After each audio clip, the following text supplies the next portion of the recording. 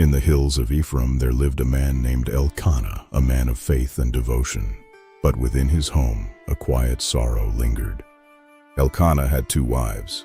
Peninnah had children, but Hannah, whom Elkanah loved deeply, had none.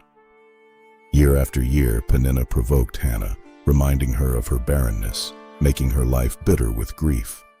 Each year the family traveled to Shiloh to worship and sacrifice to the Lord of hosts. Even at the feast, Hannah's heart was heavy. She wept and would not eat, despite Elkanah's attempts to comfort her. "Hannah, why do you weep?" Elkanah asked. "Am I not better to you than 10 sons?" But her soul remained in bitterness.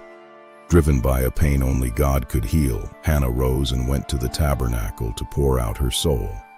She prayed to the Lord in great anguish. She spoke in her heart. Only her lips moved, but her voice was not heard. She made a vow. "O Lord, if you will give your maidservant a son, then I will give him to the Lord all the days of his life."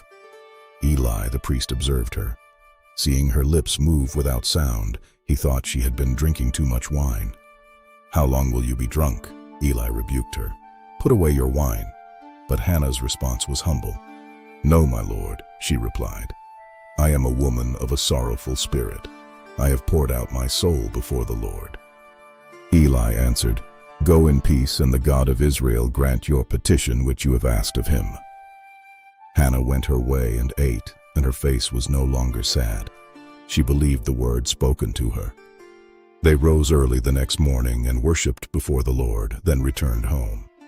In the course of time, the Lord remembered Hannah. She conceived and bore a son and called his name Samuel, saying, "Because I have asked for him from the Lord." When the time came for the yearly sacrifice again, Hannah stayed home. She would wait until the boy was weaned. She told Elkanah, "Then I will bring him, that he may appear before the Lord and remain there forever."